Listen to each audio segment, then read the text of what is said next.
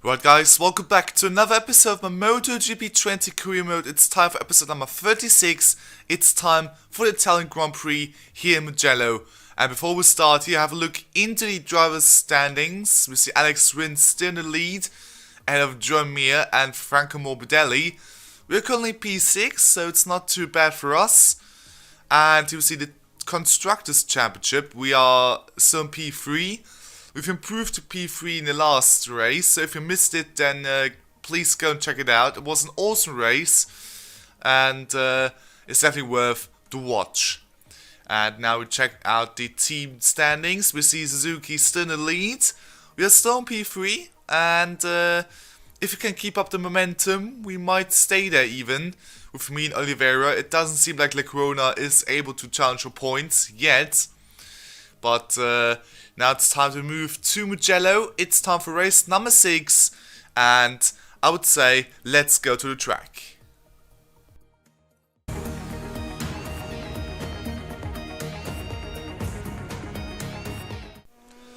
So, here we have some minor practice highlights, plus a little lap. And here we see my first ever attempt on the first corner here. After a little while not driving Mugello. It didn't end well. Well, I mean, it was a tricky corner nonetheless. And here we cut the corner there quite nicely. That was a really nice corner cut there. And, well, it wasn't the optimal way to drive the corner. Same goes to this one. Oops. Oh, we had a little collision with Oliveira. It was even our own teammate. Our own teammate has even hit us. Unbelievable. Can't believe it. Oliveira just hits us. Our own teammate. He's just destroying our bike.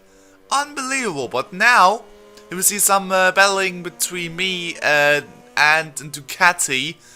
I know who it was, so I can't tell you who actually passed me there.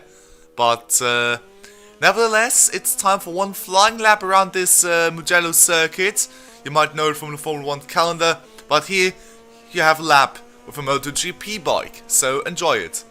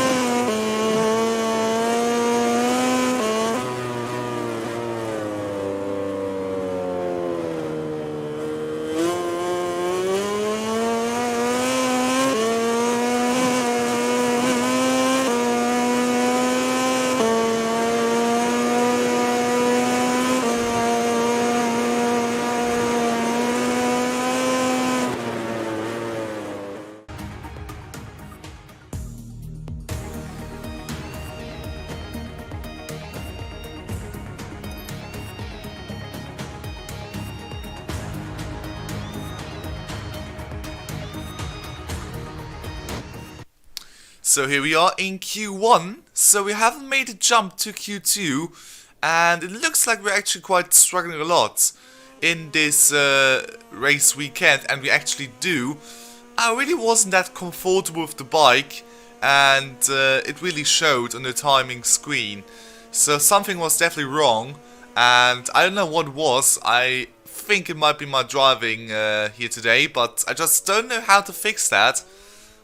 I honestly don't, but here you have another lap in Q1, so maybe this one will be a bit better, and maybe we can make the jump to Q2.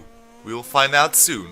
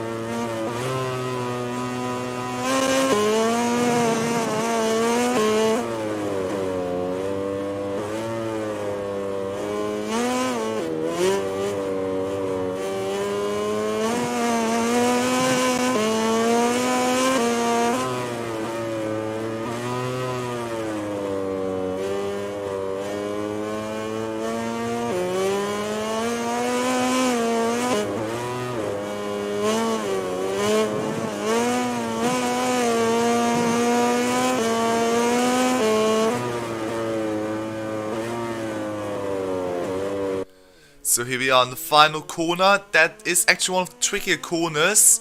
You need to have the right line for it. Now we come to the start of a new straight, and let's see what time will it be. It will be a 1 minute 45.8. Not enough for the next session at the moment, but we do another one. We are actually improving a bit, or we were improving at one sector, so it did look good for a short moment. But then we've just simply ruined the lap, and now we've even validated the lap, and that's it for qualifying. And that was the point where I give up, and I realized there was nothing left in those tires to make it to the next session. But Miller and even my team La Corona made it, so good job to them. And now we are on the starting grid for the Italian Grand Prix, and let's have a look into the tires. So we'll do a, I think, soft medium strategy again, or maybe even soft hard. Could be a decent strategy as well. I think we'll do soft hard then, because honestly it isn't too bad, because the soft tire isn't really wearing out that fast, except for the rear tire. The rear tire is really cooking quite heavily indeed, so it definitely costs me some time. Now we are starting the race, and here we see Alex Rins on pole, ahead of his teammate Joe Mir. So the Suzukis are really strong at the moment. We just need to find a way to beat them at one point at least. And after we run down for the whole grid, now I think it's time to go on to the race. And now here we see the flagman. We are waiting for the start. There's still the annoying safety car at front. Here we see Alex Rins preparing for the start, and here we are then in the grid. The lights on, and the Italian Grand Prix is on the way. And let's see how we get out off the starting block. It does look quite good in the moment, but look at the Honda from Crutchlow. He's got a decent getaway as well. Now we come to the first corner. We go for the outside line. Is it working well? I don't think so. No, it isn't. It really isn't. We even hit a Ducati there. So maybe some absolutely minor damage. Someone has crashed out. It's Bradley Smith in the Aprilia. So another good stuff for the Aprilia as well. And that's John Zarco down. Another one. Unbelievable. 2 crashes in the first sector. That was quite tough for the riders there. But now it's tough for a little fight back. And we start with Alicia Spargo, but it is going according to plan, at least for me at the moment. Just braked way too late there, but now there's a chance on the straights, because Aprilia is quite slow. But now you will see a Suzuki leading, so the Suzukis are way faster than I expected before the season began. But now, we've made the pass against Espargaro now. Sorry for the mistake there, but yep, we are past the Aprilia, and now we are behind the Ducati. It might be the Ducati of Petrucci, and we search for a little gap there to pass him. And now we've made the move, even past I think Tito Rabat. It was, yep. Oh, look at that! He tried to come back, and he did. Good job by Tito Rabat. But now it's Petrucci coming back. No, he isn't. But now Tito Rabat is quite slow on the inside line. try to hang on. And look at that, we moved to the inside line now. You push Rabat a bit off the side, but the move has worked. And we're up into the near of the top 15. And now look at that, we are fighting against Ike Corona, our own teammate for P17. Unbelievable, Ike Corona. He has got a good race again, but I mean, same for me. I haven't got the best performance here so far, and we aren't even the points. So now we're here in P17, we've passed our teammates. Next up will be Dovizioso in the Ducati.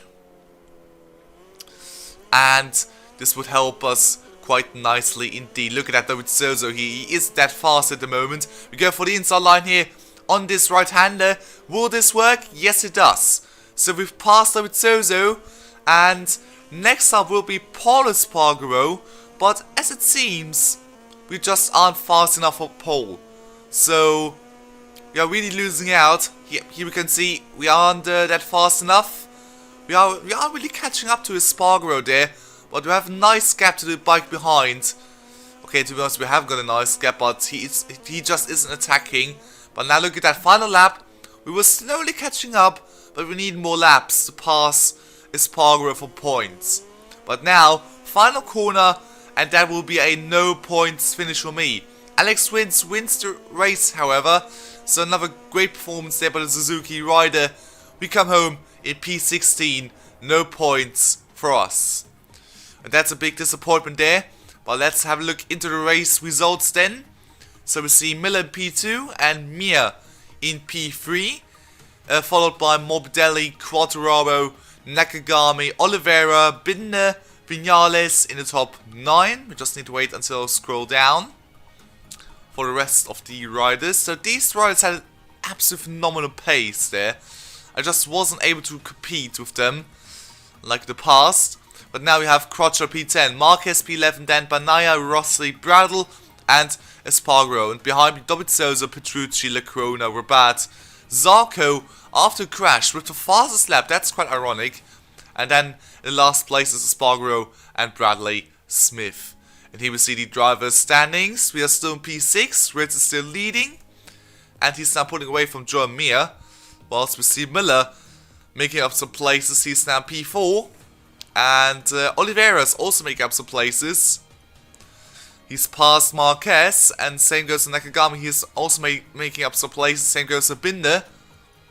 And still without points, Le Corona, the Aprilias, and Tito Rabat. And here we see the team championship.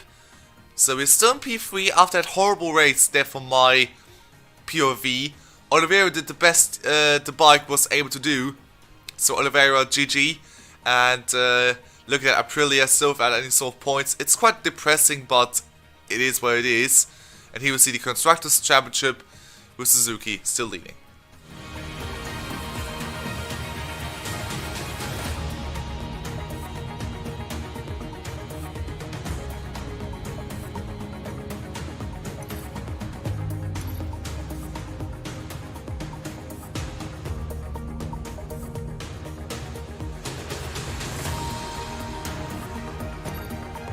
Right then, and here we are back in the main menu, and let's have a look into the other classes actually.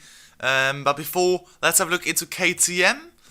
Well, we aren't that bad, so we are close with a deal with KTM, with the Works KTM team. So it's not too bad, and we see Sam Lowe's lead, still in the lead in the Moto2. But the gap is getting a bit smaller, I suppose, because Bezzecchi isn't that far off. At the Moto3, we have Rodrigo in the lead, and Suzuki and Arbolino. But we should have a look into the full race results from these classes. We can do it easily now. Let's have a look. We see Bastianini has won, and Bezzecchi and Lowe's in the Moto2. And let's have a look into Moto3 there for a short moment. Yep, there we have. We have Arbolino has won ahead of Fernandez and Vietti, and that's about it, what I wanted to know. Alright guys, thank you very much for watching. I hope you've liked it, and if you do, you know what to do. And now it's time to end the episode, so yeah, goodbye for now. We'll see us next time. Bye!